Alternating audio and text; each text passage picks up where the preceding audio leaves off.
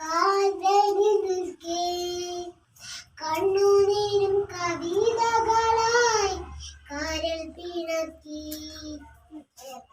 നെഞ്ചോരുക്കും വേദനയിൽ കാതരി നിൽക്കേ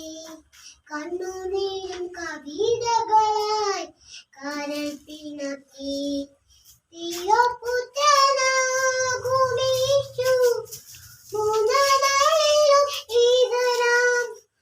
പാവമാകും മന്ദകാലം പൂവിൽ നിന്നു മാനതയോ മരക്കൊടി ശീകീരിവും മധ്യഭാഗം നീക്കിയിടുവാൻ